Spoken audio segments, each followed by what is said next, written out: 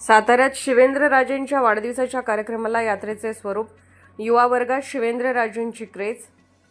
राज्याचे सार्वजनिक बांधकाम मंत्री शिवेंद्रराजे भोसले यांच्या वाढदिवसाच्या निमित्ताने राजधानी साताऱ्यात शिवेंद्रराजेंची क्रेज पाहायला मिळाली। वाढदिवसाच्या निमित्ताने विविध कार्यक्रमांच्या माध्यमातून सामाजिक बांधिलकी जपत मोठ्या उत्साहात वाढदिवस साजरा करण्यात आला। दरम्यान शिवेंद्रसिंह राजे यांना शुभेच्छा देण्यासाठी हजारो युवकांची गर्दी पाहायला मिळाली। युवा वर्गात शिवेंद्रराजेंची क्रेज दिवसेंदिवस वाढत असल्याचे चित्र पाहायला मिळाले। सलग 3 दिवस मतदारसंघात समाजोपयोगी उपक्रम आणि कार्यक्रम मोठ्या उत्साहात पार पडले। नामदार शिवेंद्रराजेंना शुभेच्छा देण्यासाठी सुरुची या निवासस्थानी समर्थकांनी अलोट गर्दी उसळली होती। त्याचबरोबर कोटेश्वर मैदानावर सायंकाळी शुभेच्छा देण्यासाठी मोठा जनसागर लोटला होता। सकाळपासूनच कार्यक्रमाची रेलचेल सुरू होते।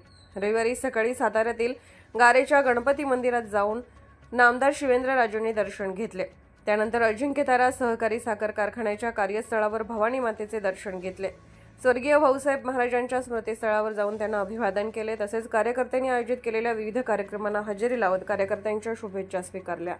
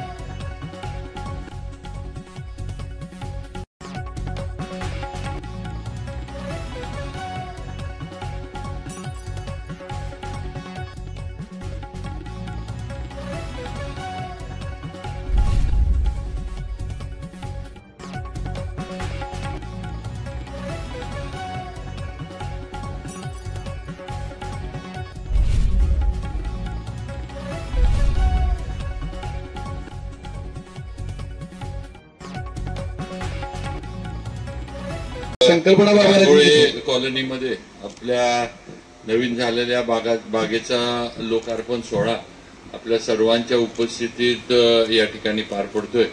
या कार्यक्रमाला उपस्थित असलेले मान्य भारत भोसले सर, मान्य कासार साहेब, मान्य मोहिते साहेब, मान्य अक्षय जाधव, त्याचबरोबर नितीन, तुषार जोशी, त्याचबरोबर नवनाथ, आपला बबलू, सर्व बाळासाहेब गोसावी, आपले अमोल मोहिते, अविनाश कदम, त्याचप्रमाणे सर्वच शाहूपुरी विकास आघाडीचे सर्व सदस्य, आपण सर्व रांगोळी कॉलनी आणि या परिसरातील सर्व नागरिक बंधू भगिनी, सर्व माझ्या वडीलधारी सर्व मातांनो, त्याचबरोबर बापट साहेब, छिद्रे साहेब आणि नगरपालिकेचे सर्व अधिकारी कर्मचारी, सगळ्यांच्या वतीनं पहिलं तर सगळ्यांना आपल्याला पाडव्याच्या मी मनापासून हार्दिक शुभेच्छा देतो। आज शाहूपुरी आणि सातारा नगरपालिकेची हद्दवाढ हा एक फार म्हणजे तसा बघितला तर ज्यावेळेला विषय सुरू झाला त्यावेळेला फार प्रकर्षानं लोकांचा विरोध होता नगरपालिकेमध्ये येण्यासाठी आणि बऱ्याचशा प्रमाणामध्ये काही मुद्दामून गैरसमज पसरवण्याचे पण प्रयत्न या ठिकाणी होत होते. पण आपण आज बघितलंय आपल्याला जरी आधी हद्दवाढीत येताना भीती वाटत होती तरी आजची परिस्थिती बघितली तर ग्रामपंचायत असताना होणारी विकास कामं, आपल्याला मिळणार निधी आणि आज नगरपालिकेत आल्यानंतर होणारी कामं आणि इथं खर्च पडलेला निधी जो आहे त्यामध्ये जमीन आसमानचा फरक आहे असं म्हटलं तरी काही चुकीचं ठरणार नाही. आणि आज हा सर्व जी कामं होतात ती कामं सर्व आपण राज्य सरकारच्या माध्यमातून माननीय देवेंद्रजी फडणवीस असतील, माननीय तत्कालीन मुख्यमंत्री एकनाथजी शिंदे साहेब असतील यांनी या सगळ्या कामांना साथ दिली, मान्यता दिली, मंजुरी दिली, मोठ्या प्रमाणावर निधी दिला म्हणून आज ही कामं आपण पूर्णत्वास नेलीत. आज आपल्या रांगोळी कॉलनीतला आज हे सुंदर असा बगीचा होतोय. अजून पण आपल्याला याच्यामध्ये बऱ्याच डेव्हलपमेंट करणं गरजेचं आहे. ही सुरुवात आहे आणि हा बगीचा नक्कीच अजून मोठ्या प्रमाणावर आपण डेव्हलप करू. एक महत्वाचं आहे की या परिसरामध्ये अनेक ठिकाणी हाऊसिंग सोसायटी कॉलन्या झाल्या आणि ओपन स्पेसेस जे आहेत या आपण बघितलं किंवा इकडचे अनुभव जर बघितले तर काही ठराविक लोकांनी ओपन स्पेसेसवर डोळा ठेवून त्या लाटण्याचा प्रयत्न केला, काहींनी अतिक्रमण केली. हे अनुभव आपण घेतलेले आहेत आणि म्हणून आज आपल्या या रांगोळी कॉलनीची ही ओपन स्पेस जी होती जी आपण डेव्हलप केली ती वाचवण्यामध्ये ज्यांनी योगदान दिलं, अगदी कोर्टापर्यंत ज्यांनी लढा दिला त्यांचा पण उल्लेख या ठिकाणी होणं गरजेचं आहे. अक्षयचं म्हणणं होतं किंवा त्यांचा उल्लेख तुम्ही करा.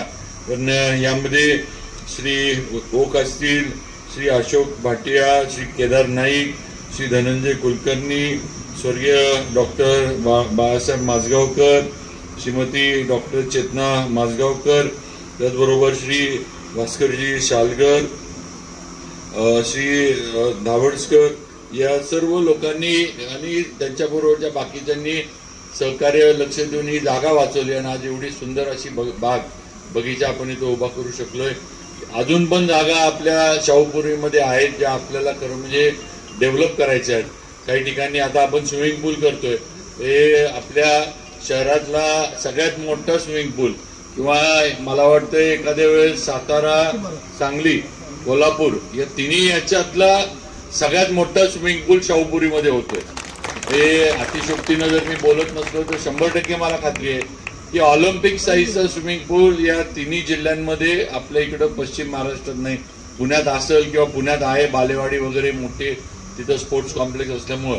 पण या ठिकाणी या तिन्ही जिल्ह्यांमधला सगळ्यात मोठा सोलापूर सकट सगळ्यात मोठा ऑलिम्पिक साईजचा स्विमिंग पूल आपल्या इथं आज होतोय. त्याचं काम चालू आहे, लवकरच तो पूर्ण होईल आणि आपल्याला पण नगरपालिकेकडनं तो पोहण्यासाठी आपल्याला उपलब्ध होईलच, नागरिकांना, मुलांना, मुलींना.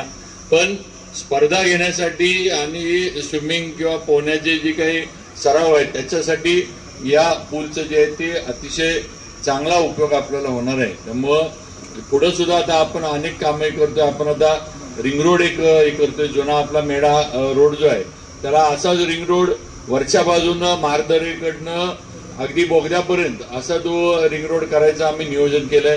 त्याचा प्रस्ताव पण आपण शासनाकडे दिलाय आणि तो रिंग रोड तसाच एक पूल करून बोगद्याच्या इथं एक कासला जोडायचा आणि कासच्या त्याला तसंच वर विलासपूरकडं म्हणजे रामराव पवार नगरकडं तो रिंग रोड वरच्या बाजूने काढायचा. असं आपण हे केलंय. 4 पदरी रिंग रोड आपण हा धरलेला आहे. त्याचं एक महत्वाचं मोठं काम आपण आज पूर्णत्वाला नेणार आहे. असे अनेक आहेत जे आपण हे करतोय. शाहूपुरीमध्ये सुद्धा पुढच्या याच्यामध्ये आपण अनेक कामं हातामध्ये घेतलीत. बऱ्यापैकी आपण आता कॉन्क्रीटच्या रस्त्याला जातोय. त्यामुळे शाहूपुरीमध्ये सुद्धा प्रमुख रस्ते असू देत, इंटरनल रस्ते असू देत, हे थोडेफार कॉन्क्रीटवर कसे नेता येतील आपल्याला हा प्रयत्न आमचा आहे. कारण कॉन्क्रीट हे पावसाला आणि इतर ह्याला लोडला वगैरे जास्त टिकतं काम. आता आपलं जुन्या आरटी ऑफिसचं कॉन्क्रीटचा रोड झाला, आपण बघितलं किती सुंदर असा रोड आज त्या ठिकाणी झालेला आहे. देसाई कन्स्ट्रक्शनच्या माध्यमातून आज ते काम केलं गेलंय. त्यामुळे नक्कीच त्या पद्धतीनं हे झालेलं आहे. आज तसंच आपल्या इकडे सुद्धा आमचे प्रयत्न आहेत कॉन्क्रीटचे रस्ते करायचे. एकदम निधी मिळेल नाही मिळेल सांगू शकत नाही, पण टप्प्याटप्प्यानं का होईना शाहूपुरीमध्ये सुद्धा कॉन्क्रीटचे रोड करण्याचं आम्ही नियोजन नगरपालिकेच्या माध्यमातून आणि राज्य सरकारच्या माध्यमातून केले. हे या निमित्तानं मला सांगावंसं वाटतं. खालचा पण आपला मला वाटतं तो 80 लाखाचा पूल बांधला, त्यामुळं यायला जायला आपलं सैदापूर आणि आपला निकीबंडचा जो परिसर आहे आणि आपली जी आहे रस्ते होते पण पूल नसल्यामुळे आपल्याला वापरता येत नव्हतं. पण आज ती एक अतिशय नागरिकांच्या उपयोगाची सोय झाली आहे. दुसरं म्हणजे मला वाटतं आता येणाऱ्या झालेल्या डीपी मध्ये एक आपण